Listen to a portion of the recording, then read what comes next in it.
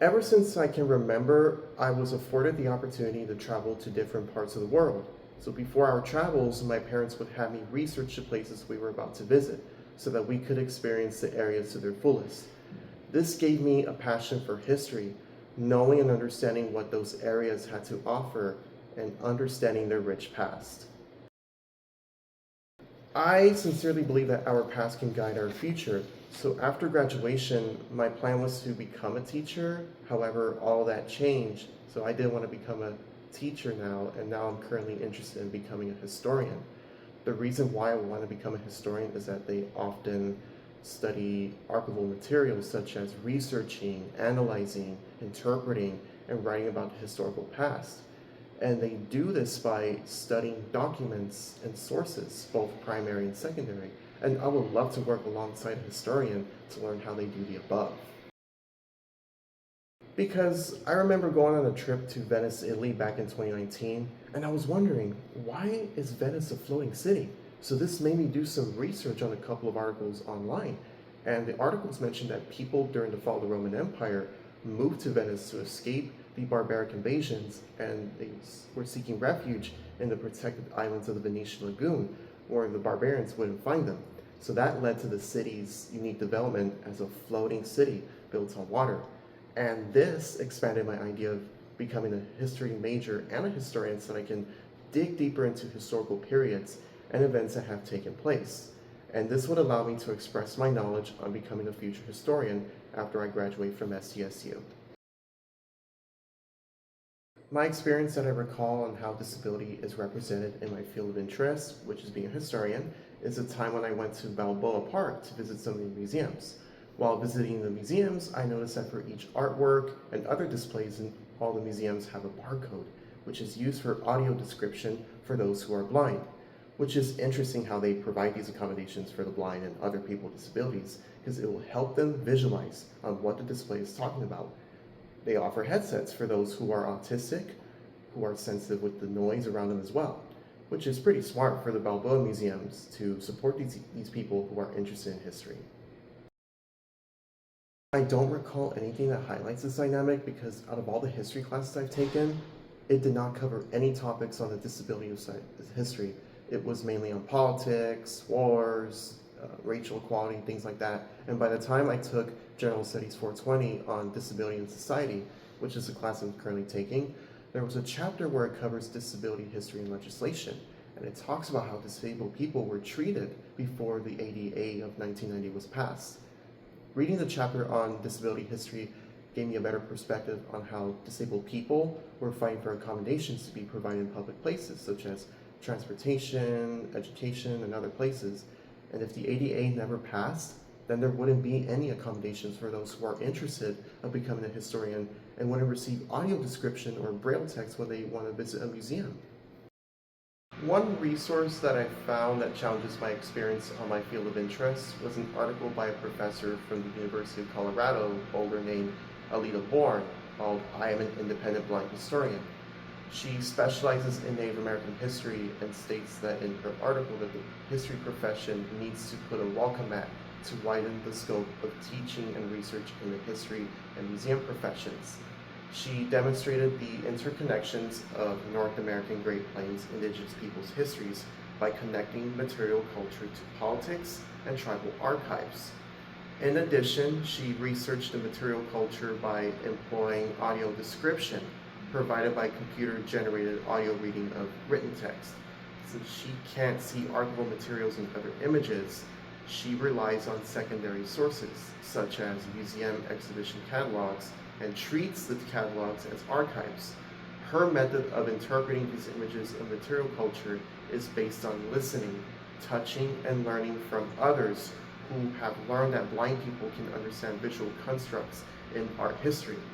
In addition, she describes the difference between native art, that it's not a simple visual determination, and it helps us understand if the piece is art, if the creator can provide an oral description for the viewing audience, who are blind and want descriptions for audio text or tactile access when needed.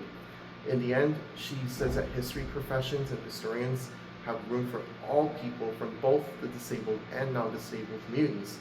Also, we can create transnational sharing and teaching base. And so this article connects to my experiences because I have a disability called pervasive developmental disorder, which considers me as high functioning autistic. I had a difficult time absorbing the information, so I have to read it several times so that I can absorb the data.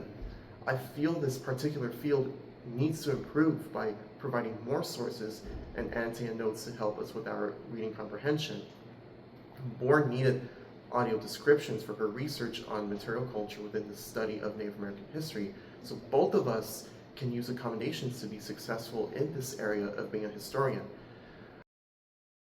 One scenario that I can think of from my field that illustrates these barriers is that throughout my education, studies at high school, junior college, and now San Diego State, none of my history textbooks ever mentioned a disabled person history, and the authors in the textbook is historians. Well, without seeing people with disabilities in history textbooks, a disabled person might think they are not welcomed in this field to become a historian. My second grade teacher named Mrs. Rael, she's a good example because her challenge was providing opportunities for disabled children to participate in GE classes, history classes sometimes. And many teachers at the time didn't want the disabled students in their classroom. So she chose to teach in a classroom where inclusion of all students was encouraged. And she provided accommodations for all her students to be successful.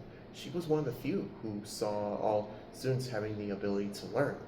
And in my experience, in all the history classes I've taken, and other classes as well, I didn't have a single disabled student or person in any of my classes. And that's one of the practices within my field that ableism follows. One stigma within my field that affects the quality of life for individuals with disabilities is how the history department at SDSU doesn't provide enough accommodations for disabled people who are majoring in history and want to pursue their career as a historian. I remember when I would be assigned a history paper, I did my best to read the questions carefully. However, I wasn't understanding the prompts that I had to write on my history paper. Besides from meeting my professors for office hours, my only accommodation was to go to the writing center. From there, I expected for them to provide help in completing my assignment. Instead, none of the tutors had any background on majoring in history. I knew that I was in trouble, so I had to figure out the prompts out myself, which wasn't always successful. So I had to seek my own help outside of college so I can complete my writing assignments. I feel that they would be left out and would end up failing their history courses and not having the knowledge to fulfill their career as a historian. And I personally experienced these situations of my own. On AskGen.org, one scenario that I found that would draw on my step-by-step plan to address the issue within my career as a historian is a scenario where a professor on the autism spectrum had difficulty keeping office hours and experienced anxiety because the timing of students' consultations was unpredictable. So AskGen.org recommended modifying the schedule as an accommodation where the professor can reduce the number of days he has office hours but have more office hours on those days. It also suggested adjusting the method by which students can obtain appointments, asking students to schedule at least one day and allow the professor to conduct meetings electronically by phone, email, or text. And that way, this can ease the professor's anxiety about the meetings. Step 1 is to go to the Arts and Letters building on the 5th floor where the history department is at and coordinate a meeting with all the history professors and explain to them that disability history should be recognized in all topics of history. Step 2 is to have a meeting with the Student Disability Services and tell them that they need more accommodations for students with disabilities that are in the history field and are interested in becoming historians after graduation. Step 3 is to gather all members of the Disability Student Services Center and march all the way to the dean's office and convince the dean to make changes for the history department to include disabled figures and events in every topic of history. That way the professors can do research on them so they can be included in modules. The last step is to convince the dean that there needs to be more history major students in tutoring centers so that they can support students that are struggling with history assignments and want to become better future historians when they get that career. If my step-by-step plan doesn't work, I would be very disappointed at CSU. I would have to go to the person above the dean at SCSU and other CSU colleges and share my ultimate request. And I encourage CSU students in cities of Southern California to sign a petition for the history department to recognize disability history. I do a great job reading history textbooks and reading the historical sources as my way to become a future historian. However, when I'm given an assignment of a source, my mind goes blank. But I have sought help outside the university to overcome this anxiety and to complete these assignments so I can be a successful historian whenever I want to come up with some research in different topics.